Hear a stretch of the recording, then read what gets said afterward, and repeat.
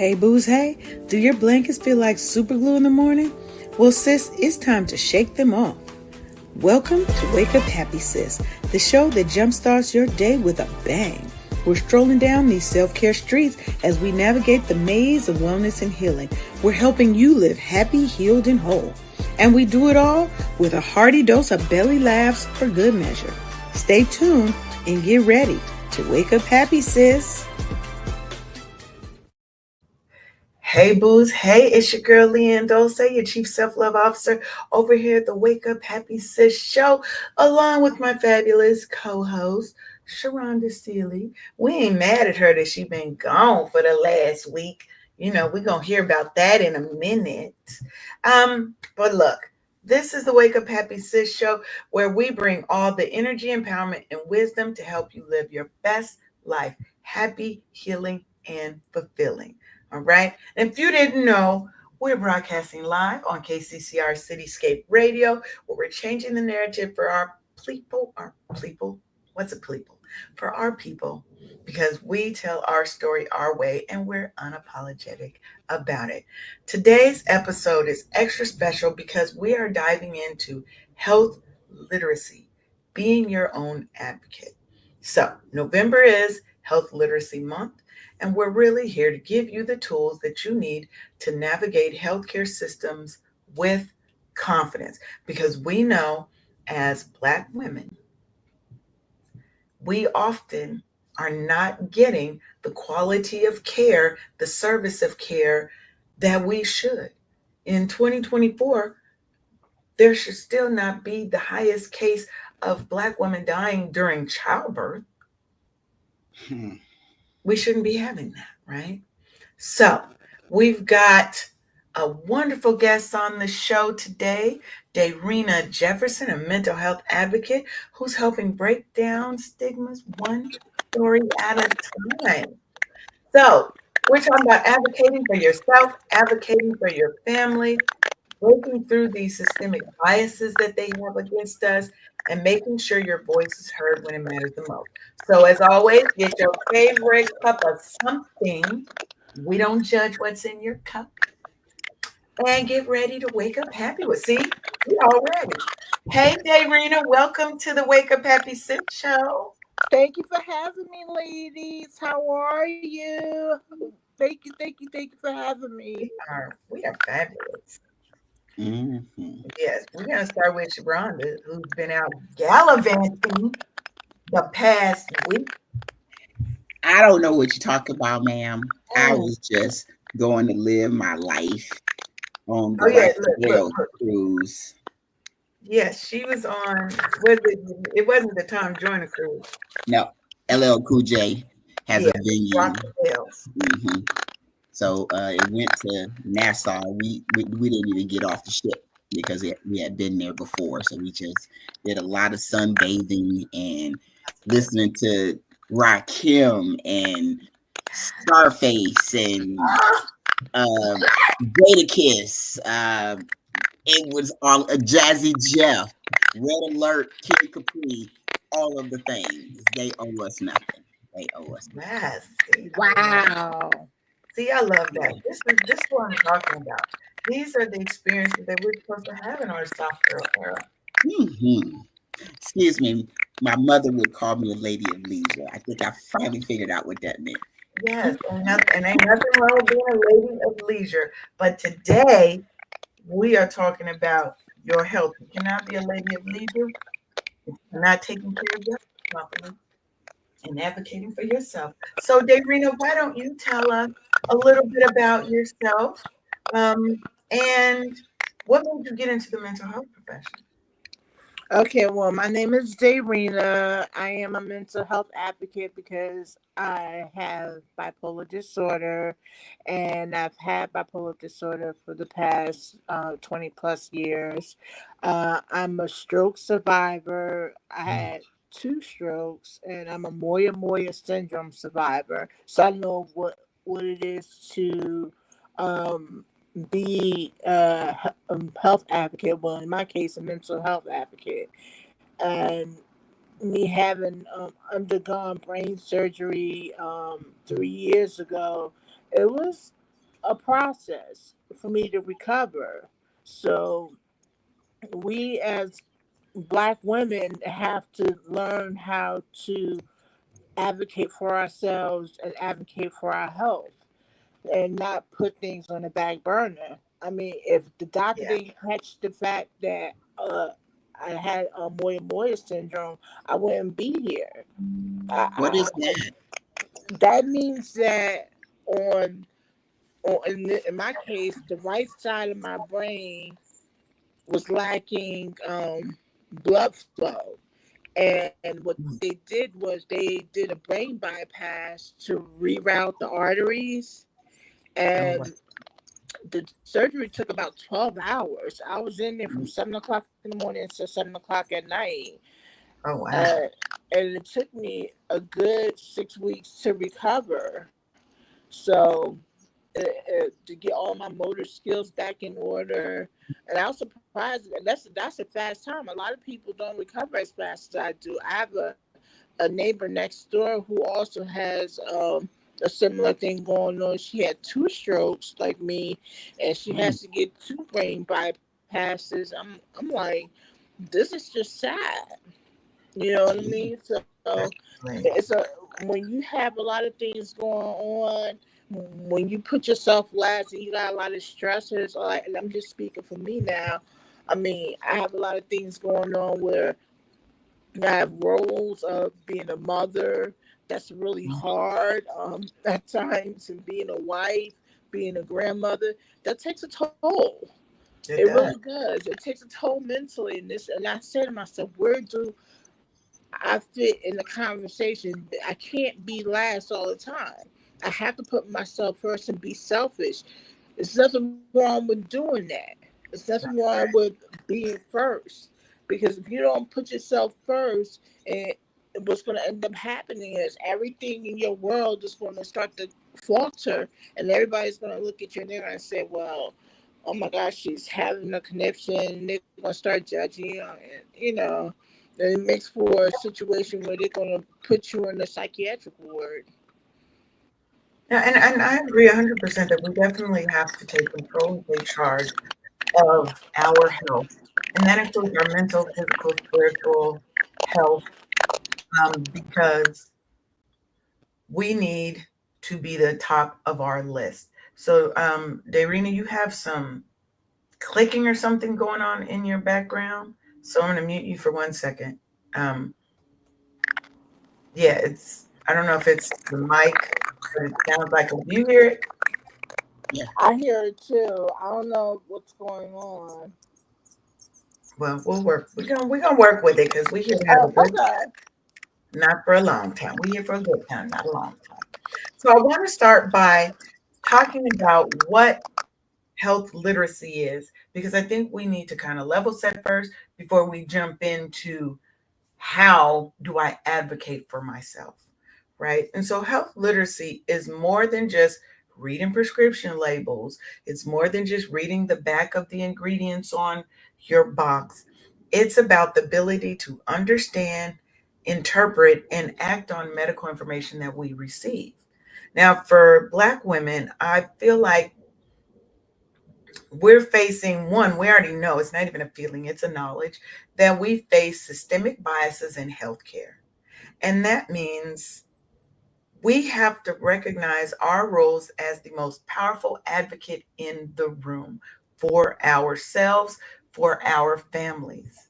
Now, according to the CDC, only 12% of US adults are considered proficient in health literacy. Now, without it, we really run the risk of making uninformed, uneducated decisions that could lead to poor health outcomes, including death. How many times do you know people who've had diabetes, they've had other issues, and I just got the sugars and I need, if I do this, this, and this, it'll be fine. Hmm. They're not going to the doctors because a lot of us don't have inherent trust in doctors, right? In the medical practice. What was it? The Tuskegee, was it Tuskegee Yeah. experiment? Hmm. We have a history and a reason for not trusting, right? So, what I want to, this segment, I want to talk about the disparity in health, the disparity. I'm gonna get my words right today in health literacy, because sometimes it's not just that we don't know, the information isn't being openly provided to us. And that's what we need. You need to have that dogged attitude that if it's not provided to me, I'm gonna go out and I'm gonna get it. I'm gonna find it. Daarina, we're gonna need you to, if you can hop out and try to come back in, because it's still there. Okay. So you want me to leave and try to come back in the Yep. StreamYard? Try and Okay. come back in the stream Okay. yard. Let's see if we can get that to go away. Okay. All right. So, coming from the military, I think you probably have some very interesting thoughts about the health system Hmm. and the quality of care and the and health literacy in the Black community. What kind of stuff did you see with kind of your soldiers about their understanding of the healthcare system and how things worked and the information there be provided? Like, take these shots. Well, what's in the shot? Excuse me. It was more uh run yourself till you can't hardly run anymore. You run out of feet. Or I Mhm. mean they push, and they look down on going to, we used to call it sick call. That would be going to the clinic if you had any kind of ailment and stuff like that. And it's just but then when we get as a federal employee, they tell you more to listen to your body so you can get the help that you need. So it's a mindset shift, right? I I definitely know. think so. I think in all aspects. I'll say for me, right? Mm, Um, Coming up in just regular corporate America, the first thing they tell you is get the flu shot. I will never take another flu shot in my life. what happened? I got I'm not a person who gets sick very often. I might get sick 2, 3 times a year. Mm, Max. Three is if I'm having a bad year, mm, right? Generally I only get sick between the transition from summer, winter, fall in Georgia, because we don't really have three distinct seasons. We got Swinter. summer, right? Yeah, that's about it. Summer, winter, fall. It's like one little gradation, and then boom, it's cold.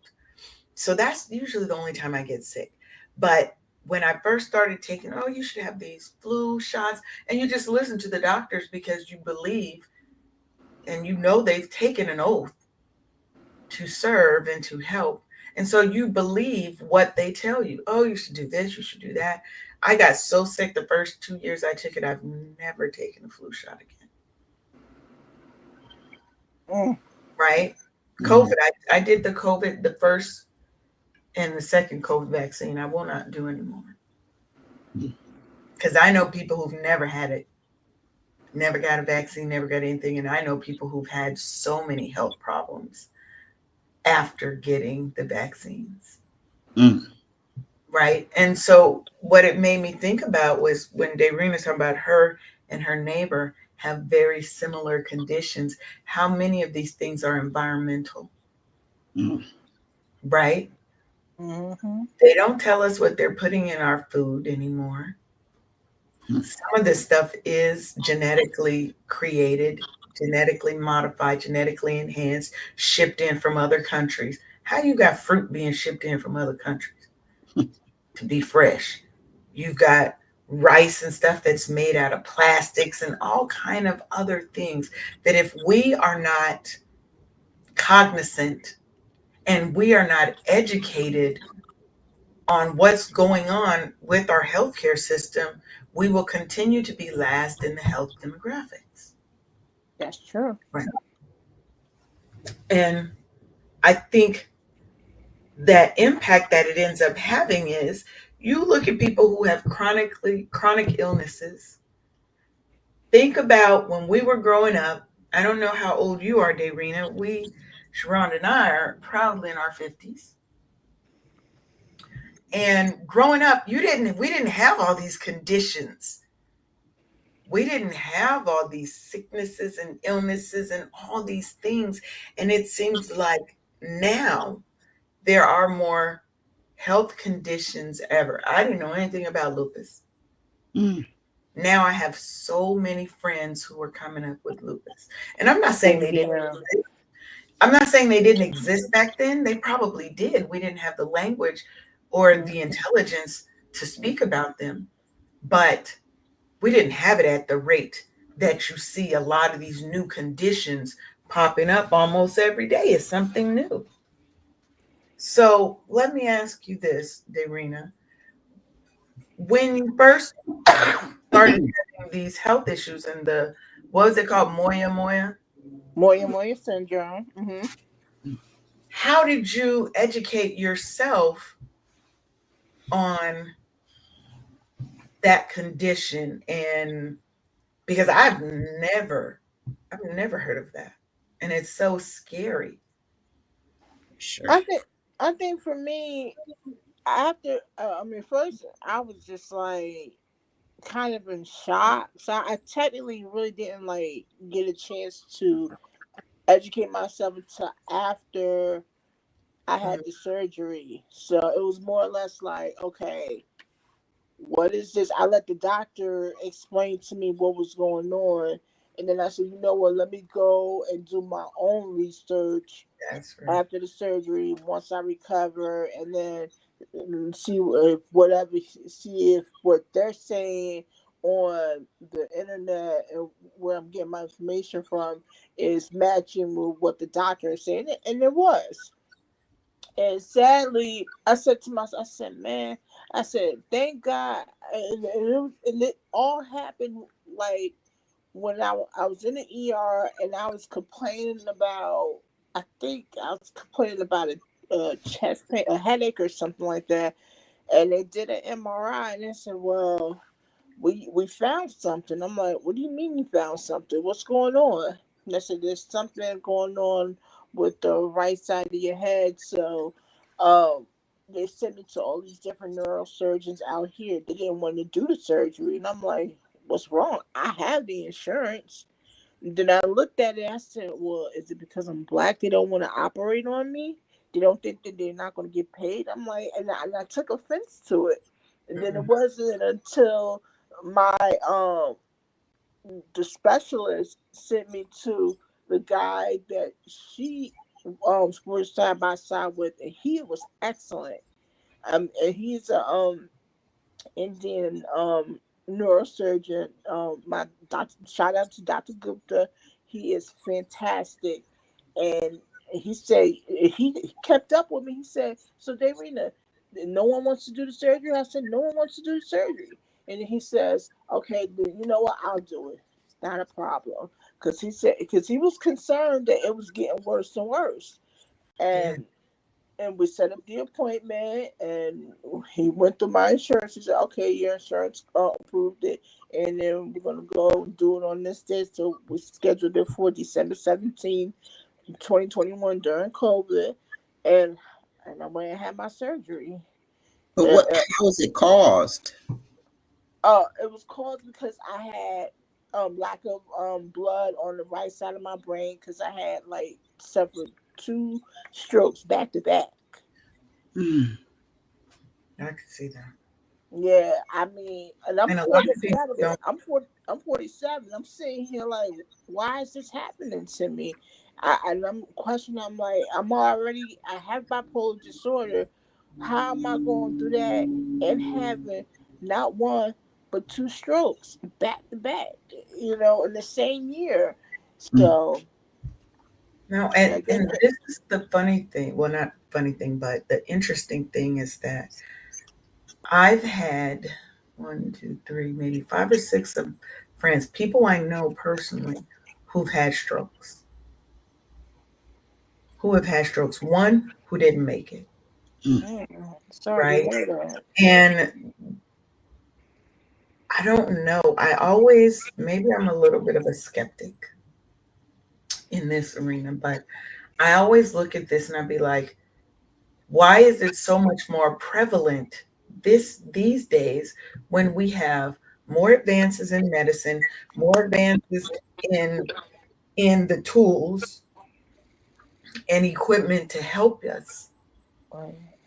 Why is it more prevalent or it seems to be showing up more in our communities than it has historically?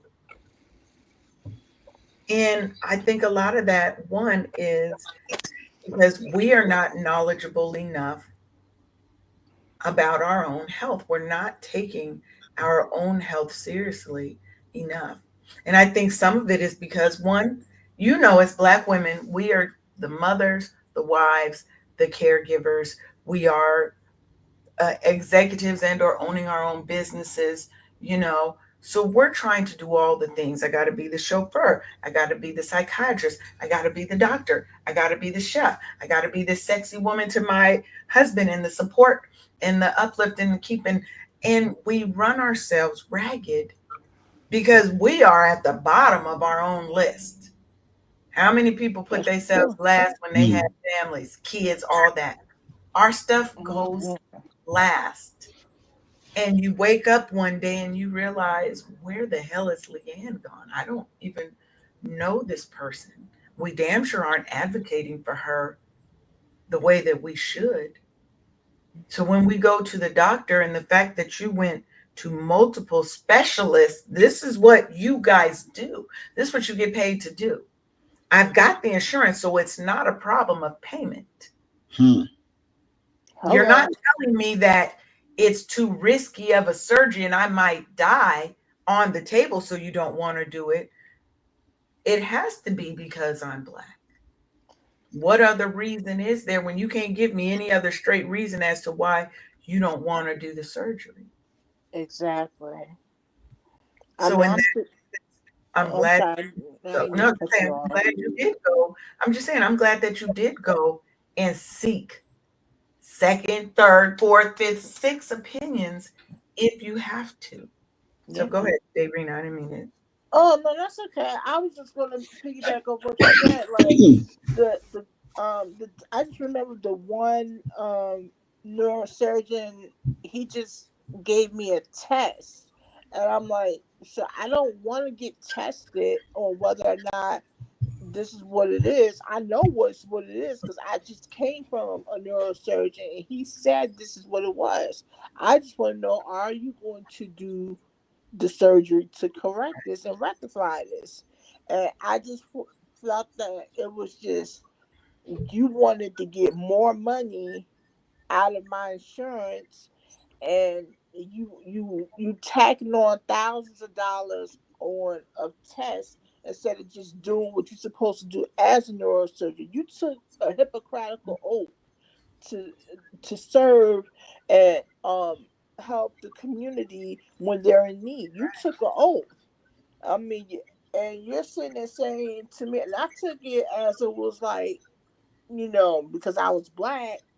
Now, if I was white, you wouldn't have put me through all those tests. You would have been like, okay, I'm just gonna have you go through the surgeries and give you the best quality care. I had the best, and I still have the best insurance. Thank God for my husband's insurance. I just thought that it was just wrong for him to have me go through all these ridiculous tests. Thank God for my neurosurgeon, Dr. Gupta. He was like, "Listen, I'll do the surgery because I don't want you to have to sit there and keep waiting this longer than what you have." And he's been my neurosurgeon ever since. So I Because thank to God me, for him. when we have life threatening issues, every day counts. Hmm. And if Mhm. we've already gone through the tests, the doctor's already told me what it is. I'm not going to another test. So the question is, what do you do and how do you advocate for yourself when your healthcare providers may be dismissing your concerns or they're just unwilling to assist you? Now, the first thing I want you to do Just breathe and take a deep breath because we have to regroup and strategize. You need to restate your concern clearly and firmly. Don't cuss though. We ain't got to cuss. We can keep it classy, right? You can say things like, look, I understand your perspective, doctor, but this is something that is affecting my life, my health, and I need further evaluation. That's all you got to say. I need further evaluation. You can go get a second opinion, but first you have to know your medical plan and your insurance. Make sure that you know and you're read up on what your plan covers, what it doesn't cover, what is required of you to get a specialist, because sometimes, depending on your plan, you have to go through that doctor who may be the one who is not wanting to help you to get the referral to go see the specialist. What you have to do is advocate for yourself because that can help prevent misdiagnoses. It ensures that you're being heard and it ensures that your concerns are addressed properly. I'm trying to get every one of my concerns on the record and put it in that file. Because when it comes time for me to change physicians or to file a complaint or a grievance, I want it very well documented that you refused care, you did not listen to my concerns. We've had plenty of women and men die because their concerns were not addressed and they didn't know how to advocate for themselves properly and they had nobody to advocate for them. And what we don't want is we don't want to continue to have that happen, not on our watch, not on our time, and not in our community. So, one of the things I also will tell you is most of the health plans, like Kaiser, I have Kaiser, they have an app put on your phone, but most also have a lot of resources to help you improve your health literacy, to understand your plans better, to get mental health support, especially when you're going through something very serious and life threatening. You need that mental health support to help you deal with it. Cancer, brain tumors, whatever. Don't feel like you have to take these things and go through these trials and tribulations alone, right? You want to be able to navigate the healthcare system with confidence that you're going to get the help you need when you need it. Because sometimes a space of 2 days can be the difference in life or death, the difference in a condition that can be fixed and one that is now irreparable. Who's going to advocate for us if we don't? So that means you have to be up on your shit. Now, let me ask you guys this.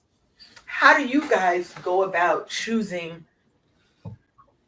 your doctor or even assessing if the doctor is the right fit for you?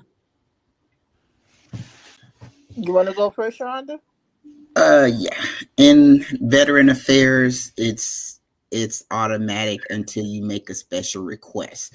So for my first like 10 years, a part of it in where I live in San Antonio, I had a white male doctor for 10 years. And then I come in and get told that he's left the VA and into private practice. No, nothing. No, didn't say anything. I'm just like, you just He didn't even tell you he was leaving? no. What is favorite patients according to him and stuff like, oh my gosh, you do everything that I tell you to do, and you're doing, taking care of business. Yeah. It's a talk rather than an exam or a checkup or whatever. But then a couple of years later, I just was like, I need a black female doctor to feel what I'm feeling that can, that I feel confident in listening to, So now I have my first Black female doctor in my 50s. Yeah. Wow. No, that's a good point. For me, most of my doctors have been Black male doctors.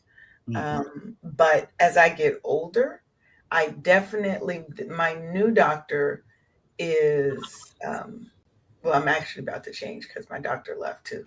No word, no nothing. But Rude. they just be ghosting out, So trying to find a female doctor, but I want her to be a little bit older. I see what I find is a lot of young doctors, but I don't want somebody who's super old because I want somebody who can think creatively about any issues or illnesses that I may encounter as I get older. But I need somebody who's old enough to understand a few things. You can't be right out of medical school coming to talk to me. That's not gonna work. You haven't even experienced anything. You haven't lived long enough to tell me anything. You ain't even had your first real heartbreak. What you talking about? So now what about you, Darina? How now, especially because you have special What conditions that you're dealing with. I base my well, I had to pick my primary care physician based on experience, and I had to look at the practice and see like how many reviews, good reviews versus not so good reviews, and that's how I picked my primary care physician. I picked it by the practice and see if they were reputable, and they were. And then my psychiatrist, because I have more than one, as you can tell with my condition, I have more than one doctor. My psychiatrist, I picked the, like I said, I just go the same way. I went by the reputation of the practice and the actual doctor, and read the reviews, and one thing led to another. Here I am, and I've been.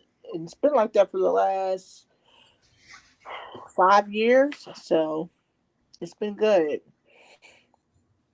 Yeah, It's I been think really for good. So for me, I definitely start with looking into who they are, how long they've been practicing. Like I'm reading the reviews. I'm going and checking you out online and looking.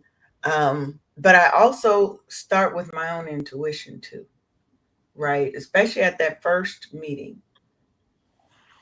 That to me will tell me, right? Do you feel rushed? Do you feel dismissed? Do you feel listened to, or do you feel unheard during those appointments? To me, those are big red flags. Mm. If I'm telling you who I am, what I am, and you don't even seem to be really listening, nah, appointment over. I'll go find someone else. Right. Um, you can also ask a lot of open-ended questions because you want to see how they respond to things. Mm. You know, ask them if, let's say you've got a condition. Ask them, look, doc, can you just put this in regular people terms, in layman terms? Because I don't understand all that doctor speak, right? And see if they're able and willing to bring it down to your level so you have a clear understanding, so that you understand what your options are, that you actually feel seen, feel heard, and feel cared about. Because your doctor is your doctor or doctors are some of the most important people end up being in your life, especially if you have existing and ongoing health conditions. So you want to make sure that it's somebody that you feel like you can trust what they're saying. Like Sharonda said, it's easier to trust somebody who culturally, understands what you've gone through and may not have the stigmas that a lot of doctors have about Black women. I don't know why they think we bleed differently than everybody else and we hurt differently than everybody else. Mm. Probably because you've been trampling on us for life and we still here, Mm. you know. I But wonder the same thing. yeah, Yeah. I wonder that a lot. Like, how do I find that right person for me? I had one male doctor. I really liked talking to him because he would talk not just um, specific doctor stuff, but asking about other aspects of your life because that plays an important part of your overall health. If you're stressed about your job, too much stress, you can get brain aneurysms and Mm. health and heart conditions and all kind of problems, right? Asking about your diet or making sure that you're on the right path to have being in the best shape that you can be in, right? Looking at what are other things and being creative. To me, I like a doctor who can think outside of the box so that we can come to a resolution. Mhm. Everything doesn't always have to be by the book per se. Now you got to follow the rules and the laws. Don't don't be breaking no laws and shit. But I want somebody who I feel like I can talk to and we can get creative about a resolution to my problem. I give you a gray area. Yeah. Yeah. Because there's a lot in that gray area sometimes. Right? Sometimes it's just that's why I used to like the show House. I don't know if you guys Mhm. watch the show House because even though he was a major asshole, he really taught them how to think outside of just what you see because sometimes what you see is tricking you and you have to learn how to think on a different level. You have to learn how to think outside the box and to look at other things that are surrounding that problem that could be affecting it that we don't even think about. And so that's why as we come and talk about advocating for yourself, you have to, the first advocate is you. Can't a doctor can't advocate for you more than you advocate for yourself, right? And how do we navigate our healthcare with confidence? One, I think you start by being prepared for your damn appointments. Hmm. Be prepared for your appointments. If you have issues and things that you guys have been talking about, keep a little journal. You can keep a little journal and walk with you. You can keep little voice notes that can be transcribed nowadays onto your phone so you know this is what happened. I know people who walked around with copies of their medical stuff with them. You aren't gonna catch them off because on this date, this is what we talked about and what we said, right? Have copies of all your tests and all the things. There shouldn't be nothing in your medical file that you don't have a copy of. Because if I need to quickly move to another doctor, I need to be able to have that with me. And I think people who have not terminal, but chronic conditions, they get used to having all of their stuff with them because you end up having to see a couple of different types of specialists. And especially if you've started having the same test, like Daarina said, somebody over there will track you the same test you've already had. No, I've already had that. And if you're not knowledgeable and prepared, they gonna hit you with some more costs, Hmm. some more Tell fees, me about it. Yes. right? Now I think when you prepare more, you have a more satisfying outcome Mhm. because you're ready and able to speak intelligently about anything that comes up during that appointment. Make sure you understand your insurance. Read the damn pamphlets and the brochures and all the things so you know exactly what's included, what isn't, how much you owe out of pocket, what your deductibles are, That's right? very important. I wanted to like piggyback off of that if I could, because I used to be a medical biller, Okay. and I couldn't tell you how many times I would get calls from patients that said, "What is a deductible? Why am I paying so much money?" And I'm like, "You have to pay. The deductible has to be met before the insurance is covered. That's Hmm. very, very important." And I want everybody. Ooh, I just want to fix my camera. Let y'all know that when you have insurance, make sure you understand the breakdown of your insurance, what a co-insurance is, Yes. how much is being covered, what is not covered, what an allowance is, your explanation of benefits, all those terminologies that goes along with having an insurance. Make sure you understand that. Make sure you understand your insurance and the breakdown of it. That's all I wanted to add. I didn't mean to cut you off, No, but no. This is what we do. yeah, We do. We yeah, have but conversation. absolutely, because I think we as black people, like when we get insurance, we don't understand it, and we just automatically think we got insurance, everything is covered.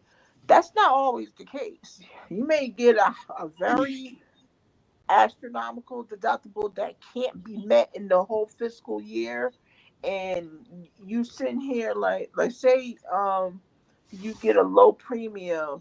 It's like having car insurance. Like the lower the premium, the higher the deductible. That's right. The higher the premium, the lower the deductible. So is it you gonna pay in premiums or you gonna pay in your deductible? Either way you gonna pay.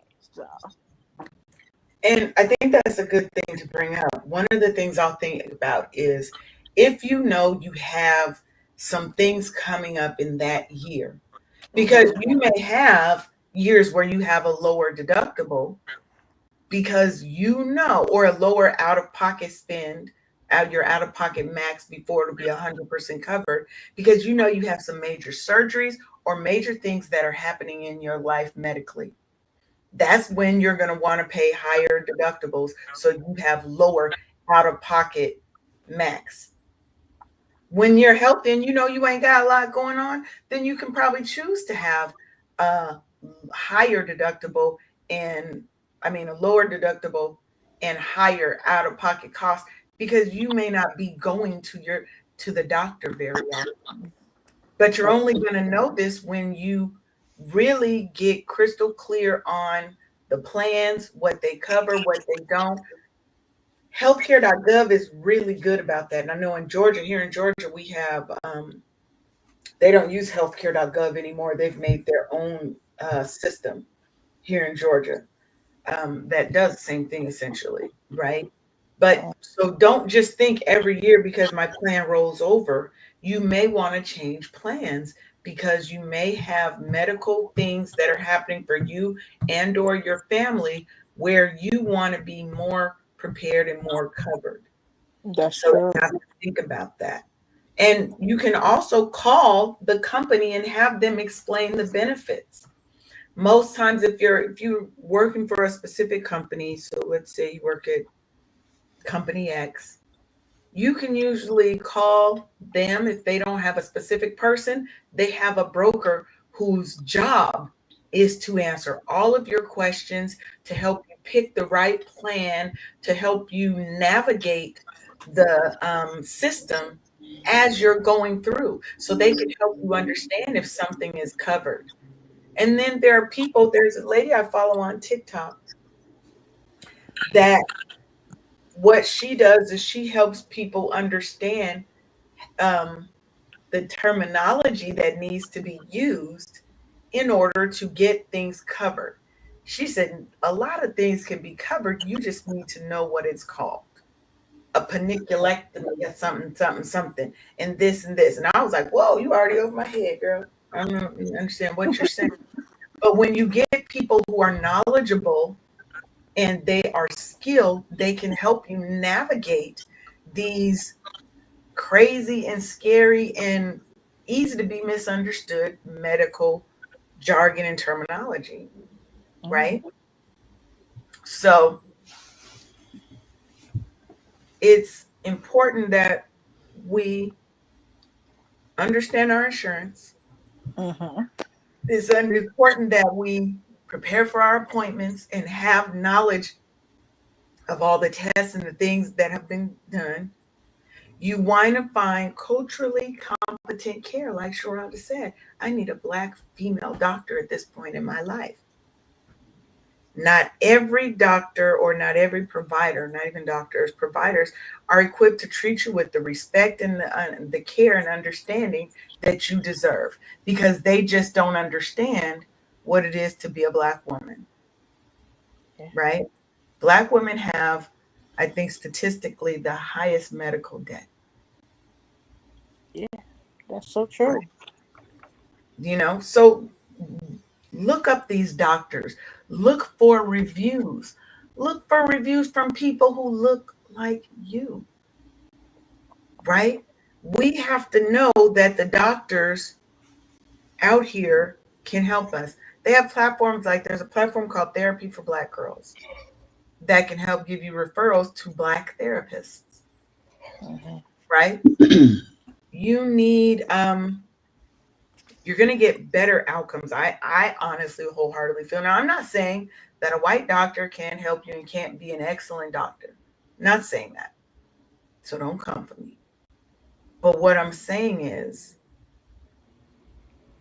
traditionally, the problems of not being listened to, not being and being misdiagnosed because I'm not being listened to about my pain and my conditions is not coming from Black doctors and medical professionals.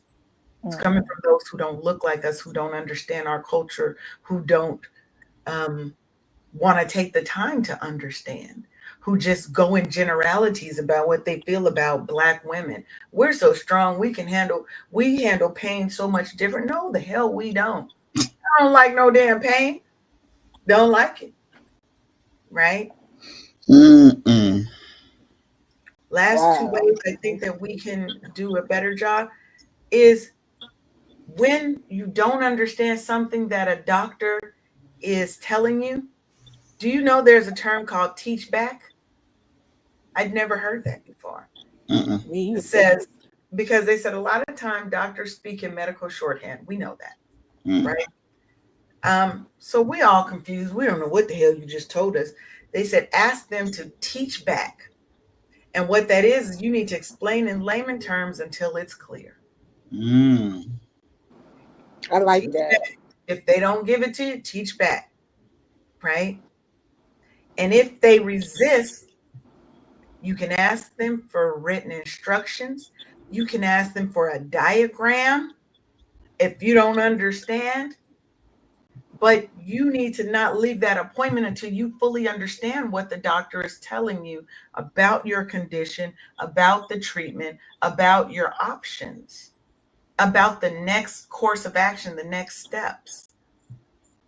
They say that patients who understand their diagnoses and treatment options are 50% more likely to adhere to the care plan, Hmm. because that's important too.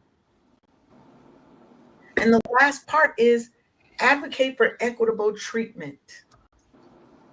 We know medical biases exist against Black people, Black women in particular. We get dismissed. Our pain is, we're told, we tell you it's at an 8 and you act like it ain't. Hmm. If I tell you it's a 25, it's a damn 25. Hello.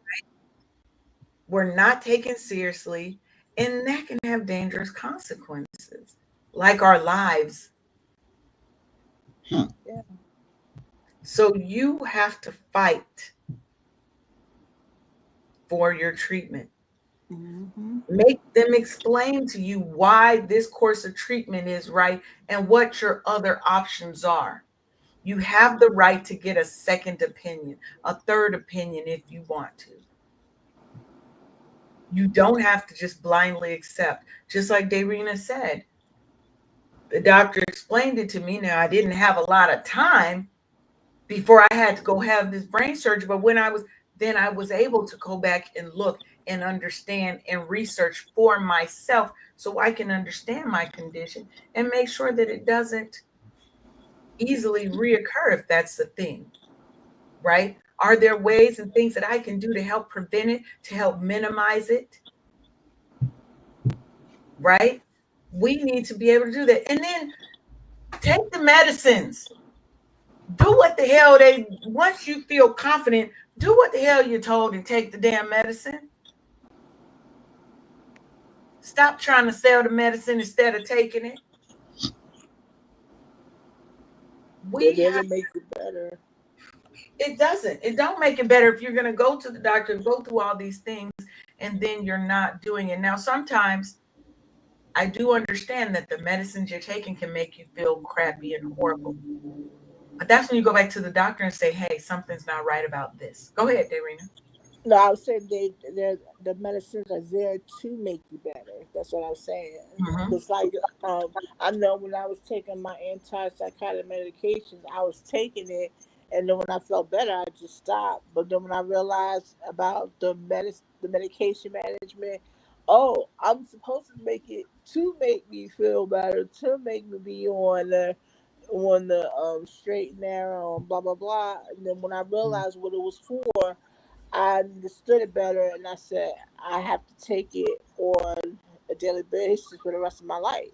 It's not something where it's a common cold. Okay, I take this, it's over. I feel better, and I stop. I can't stop taking my meds because I run the risk of having to go back to the hospital. So. Mm. And I think that's very important. That's a very important thing to say because I think that happens in a lot of cases, right? Hmm. And especially if you have a chronic condition, you take the medicine, you start to feel better, so you stop. Mm. That's Yeah, not the case, right? Because you have to take it to manage, especially if it's a condition. Now, if you have a condition that goes away, the doctor will tell you, okay, we're going to take this for 6 weeks, 6 months, and then we'll check it again and see. Otherwise, you need to stay the course and we need to be diligent and consistent with our health care. that's true. How many people that you know have mental health issues that have to take medicine when they don't take it? A lot of things can happen. Mm-hmm. I had a cousin, Yeah. I have a cousin who, when he came back from being in the military, he was mentally um, altered. Mm-hmm. Mm. He would hear voices and he would talk to people, and he wasn't taking meds, right? He wasn't taking the meds. And last time I saw him, he was living on the street, and it broke my heart to see that. But I Mm. had small kids. I couldn't, he used to live with me, and I had to put him out because he would be talking to these people, and I feared for my life and the life of my children. Mm. Yeah. And you have to choose you have to choose safety first. We can't Absolutely. always help everybody. Sometimes advocating for somebody does not mean you have them come and live with you. You can fight for them in other ways. Fight for them with your tax dollars, fight for them with your voice to your local government officials. There's a lot of people going to be fighting now that y'all let Agent Orange go on ahead and get back in office. Hmm. See a lot of the changes that he's going to try and push through and rush through. Look at his cabinet selections that he's making. If this doesn't scare you, if you weren't scared before, especially all the non-white people, I'm gonna just say it, who voted for him, especially my Latina and Latino brothers and sisters, who he wants y'all all sent back. Hmm. Hello. But you guys want to be so anti-black that you are anti-you. There you go. When Save you for the see people in the the changes back. that this man is going to make for our healthcare systems, for equality, we didn't advocate for ourselves properly enough. We did our jobs, but there weren't enough of us advocating for ourselves and fighting this fight. It's not just in the medical arena. Like I said, other aspects always impact health care. So we have to be the ones doing the piece, right? We know racial bias is real. We know gender bias is very real. How do we address it? Do we do like the bison and head right on into that storm? Or we going to do like all the other animals and run away and let it overtake us? Now is the time when we have to stand up. We have to fight. We have to break through these biases, and we have to let our healthcare providers, our government officials who affect our healthcare providers, we have to let them know, I don't feel like my symptoms are being taken seriously. Can you find me another healthcare professional that I can talk to? Look and know what your options are. Like Sharonda said, in the military, they didn't get options unless you knew to ask. And I think the military, you tell me if I'm wrong, Sharonda, is not an easy ask place. It's not an easy ask kind of place. Nah, You're taught you're right. follow orders. You're taught to follow orders. The order says you go to the doctor. The doctor says you do this. It breaks down our sense of autonomy and our sense of control over self. But even in the military, you still can ask. You still can advocate if things are wrong. You still have to fight. And if you don't know how to fight, find somebody to help you fight. Hmm. There are people who are willing to help you. And set some personal health care goals. What are your goals? Do you have a fitness goal? Do you have a nutrition goal? What are your health goals? Right? Share those goals with your doctor because they can't help drive you to the right answers and the right directions if they don't know. They can't read your mind. We have to take charge of our outcomes by owning our healthcare journey. Let me say that again for those in the back who wasn't listening. We need to take charge of the outcomes of by owning our healthcare journey. You don't know that and you can't own it if you don't even have a goal and know where the hell you going. That's just like walking down the street. You know, Sharonda, I'm about to come to your house. And I just start walking. That don't make no sense, do it? Because I live in Georgia, she live in Texas. Right? So we have to take charge of our outcomes. We have to own our journey. We have to be diligent. We have to be on top of all the things. And I'm sorry, that's just one more thing that's piled on top of your plate of things that's already on top. But that should be at the top. Because if you're not managing your health care, you're not going to be the best mother.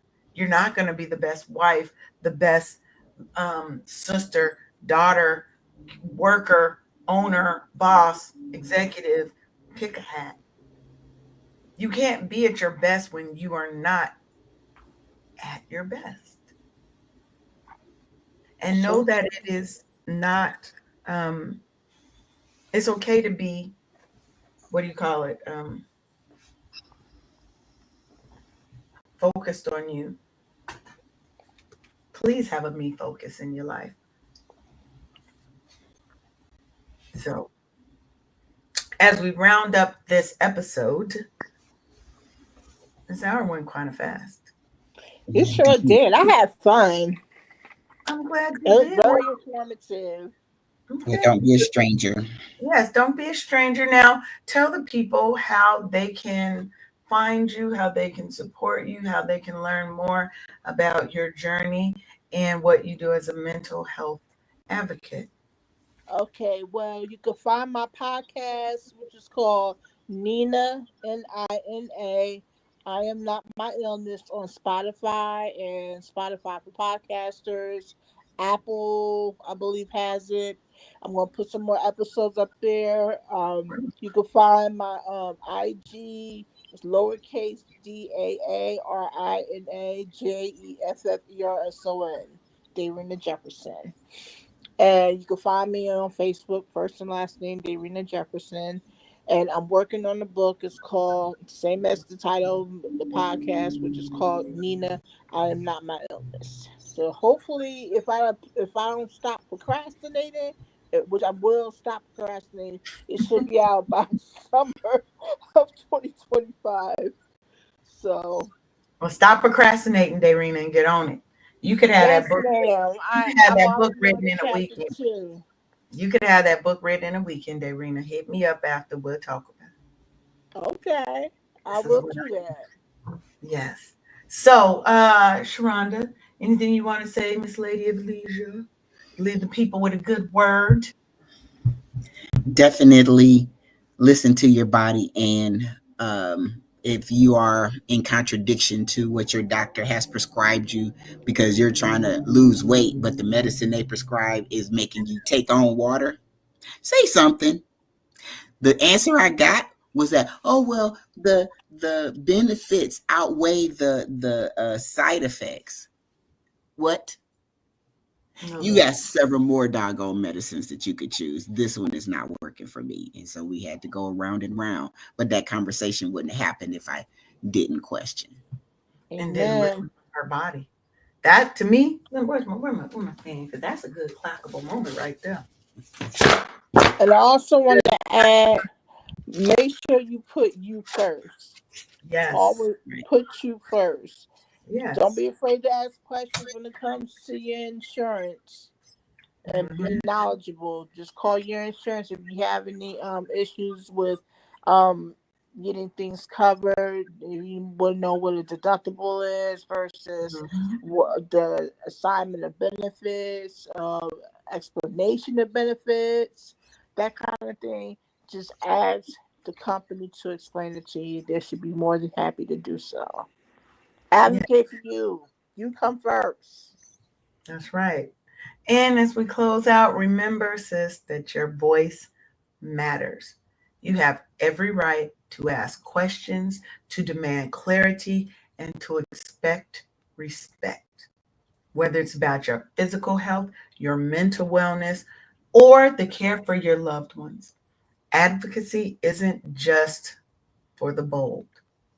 That's It's right. for anybody who's ready to say, I'm worth being heard and I'm not taking your fucked up ass answers and disrespect anymore. You don't have to start and jump in and you're fighting every fight. Start small. Start small, and you're going to find the confidence growing every day. And remember, you got this. So, we'll see you back here on Monday. What are we talking about Okay. on Monday? We got a couple of guests coming, and on Monday's show, we are talking about finding gratitude amidst chaos as we come up on um, Thanksgiving week.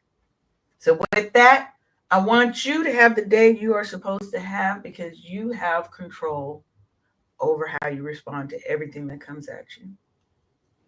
Love y'all. But see you later. Bye bye. Thanks for tuning in to another episode of the Wake Up Happy Sis Show. Join us live every Monday and Thursday at 10 a.m. Eastern for more joy, healing, and sisterhood. Until next time, keep thriving unapologetically, sis.